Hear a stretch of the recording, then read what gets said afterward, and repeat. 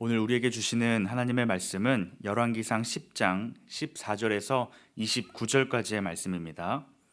열왕기상 10장 14절에서 29절까지의 말씀 제가 봉독하겠습니다. 솔로몬의 세입금의 무게가 금 666달란트요 그 외에 또 상인들과 무역하는 객상과 아라비아의 모든 왕들과 나라의 고관들에게서도 가져온지라. 솔로몬 왕이 쳐서 느린 금으로 큰 방패 200개를 만들었으니 매 방패에 든 금이 600세겔이며 또 쳐서 느린 금으로 작은 방패 300개를 만들었으니 매 방패에 든 금이 3마네라. 왕이 이것들을 레바논 나무 궁에 두었더라. 왕이 또 상아로 큰 보좌를 만들고 정금으로 입혔으니 그 보좌에는 6층계가 있고 보좌 뒤에 둥근 머리가 있고 앉는 자리 양쪽에는 팔걸이가 있고 팔걸이 곁에는 사자가 하나씩 서 있으며 또 12사자가 있어 그 6층계 좌우편에 서 있으니 어느 나라에도 이같이 만든 것이 없었더라. 솔몬 왕이 마시는 그릇은 다 금이요 레바논 나무궁의 그릇들도 다 정금이라. 은 기물이 없으니 솔로몬의 시대에 은을 귀히 여기지 아니함은 왕이 바다에 다시스 배들을 두어 히람의 배와 함께 있게 하고 그 다시스 배로 3년에 한 번씩 금과 은과 상아와 원숭이와 공작을 실어 왔음이더라. 솔로몬 왕의 재산과 지혜가 세상의 그 어느 왕보다 큰지라. 온 세상 사람들이 다 하나님께서 솔로몬의 마음에 주신 지혜를 들으며 그의 얼굴을 보기 원하여 그들이 각기 예물을 가지고 왔으니 곧 은그릇과 금그릇과 의복과 갑옷과 향품과 말과 노새라. 해마다 그리하였더라. 솔로몬이 병거와 마병을 모음에 병거가 1400대요 마병이 12,000명이라. 병거성에도 두고 예루살렘 왕에게도 두었으며 왕이 예루살렘에서 은을 돌같이 흔하게 하고 백향목을 평지의 뽕나무같이 많게 하였더라. 솔로몬의 말들은 애굽에서 들여왔으니 왕의 상인들이 값주고 산 것이며 애굽에서 들여온 병거는 한 대에 은 600세겔이요 말은 한 필에 150세겔이라. 이와 같이 햇사람의 모든 왕과 아람 왕들에게 그것들을 되팔기도 하였더라. 아멘. 어제 본문에는 이 솔로몬 왕의 지혜가 크게 소문이 났고 스바의 여왕은 그 소문을 듣고 그 소문의 진실 여부를 알고자 솔로몬에게 찾아왔습니다. 올 때에 많은 사람들이 이끌었고 또 많은 예물을 가지고 함께 찾아왔습니다. 그리고 솔로몬의 지혜를 직접 확인하고 경험하였으며 하나님을 찬양하였습니다. 그 지혜가 궁극에 달했을 때에 솔로몬에게 허락된 많은 붓 또한 절정에 이르렀음을 오늘 본문은 보여주고 있습니다. 솔로몬이 누리고 있는 그 많은 재물을 통하여서 오늘 우리에게 허락하신 그 물질을 우리가 어떻게 바라보고 또 어떻게 사용해야 하는지 말씀을 통하여서 함께 살펴보기를 원합니다. 솔로몬의 위세는 무역과 경제 또 군사력 등 다양한 방면에서 고조되고 있음을 말씀하고 있습니다. 솔로몬이 얻은 이 수많은 위세는 솔로몬 자신에게서 나온 것이 아니었습니다. 어제 본문에서도 살펴본 것과 같이 하나님께서 허락하신 지혜로 말미암아 하나님께서 솔로몬에게 크신 은혜를 허락하셨기에 솔로몬은 이 많은 것들을 누릴 수 있었습니다.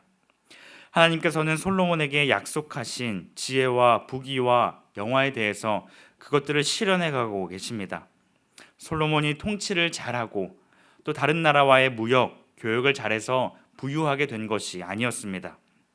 열왕기상 3장 12절과 13절 말씀에는 이렇게 하나님께서 약속하고 계십니다. 내가 내 말대로 하여 내게 지혜롭고 총명한 마음을 주노니 내 앞에서도 너와 같은 자가 없었거니와 내 뒤에도 너와 같은 자가 일어남이 없으리라. 내가 또 내게 구하지 아니한 부귀와 영광도 내게 주노니 내 평생에 왕들 중에 너와 같은 자가 없을 것이라. 하나님께서는 솔로몬에게 분명하게 약속하셨고 그 약속하신 것들을 신실하게 이루어 가십니다. 오늘 본문에는 세입금의 무게가 금 666달란트다라고 말씀하고 있으며 그 외 상인들과 무역하는 사람들로부터 많은 재물을 받았다라고 기록하고 있습니다. 오늘 본문의 솔로몬은 큰 부를 누리고 있었고 수많은 재물을 어떻게 써야 하는지 모르는 그야말로 주체가 안 될 만큼의 많은 부를 누리고 있다라는 것을 오늘 본문은 보여주고 있습니다. 먼저는 넘쳐나는 금으로 큰 방패와 작은 방패를 금으로 만들었다라고 말씀합니다. 그 금으로 만든 방패로 전쟁에 나가서 싸우면 더 잘 싸울 수 있었을까요? 그 방패는 그 전쟁터에 나가서 싸울 수 없습니다. 그 방패는 그저 궁을 꾸미는 용도로 사용되고 있습니다. 방패의 본래 목적이 아닌 다른 의도와 다른 목적으로 금을 사용하고 있음을 볼 수 있습니다. 그리고 나중에 보게 되면 이 애굽의 왕이 찾아와서 이 모든 것들을 빼앗아가고 있음을 볼 수 있습니다. 그뿐만이 아니라 왕좌를 크게 만들었고 그 큰 사이즈의 왕좌를 정금으로 전부 입혔다라는 것을 보여줍니다. 그뿐 아니라 왕이 마시는 그릇들은 물론이거니와 그 궁정 안에 있는 모든 기물들을 전부 금으로 만들었다라고 기록하고 있습니다.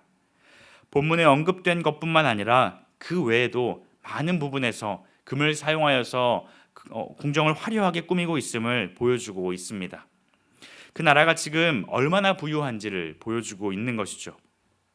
그래서 솔로몬은 그 나라의 은 정도는 가볍게 여길 정도라고 말씀합니다. 21절에 은을 귀히 여기지 않았다라고 말씀하고 또 27절에도 은을 돌같이 흔하게 여겼다라고 말씀하고 있습니다. 솔로몬에게 있어서 허락하여 주신 많은 금은 결코 좋은 결과가 되지 못합니다. 풍족함, 화려함을 나타내지만 그가 누리고 있는 그 많은 금들은 솔로몬의 마음의 중심을 흔들어 놓고 있습니다. 솔로몬은 자신에게 주어진 것들로 인하여서 지나친 사치와 쾌락과 방종의 나날들을 보내며 점점 타락의 길을 걸어가게 됩니다.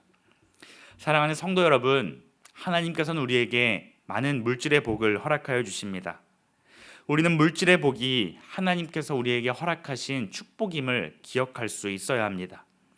이 모든 것들이 하나님께서 우리에게 허락하신 복임을 우리가 믿을 때에 우리는 그것들에 감사할 줄 압니다. 그리고 그것들이 하나님께로부터 왔다면 하나님께서 그 물질을 어디에 사용하고자 원하시는지 묻고 구하며 그 목적에 맞게 사용하게 될 것입니다. 하나님의 뜻대로 사용하게 되는 것이죠.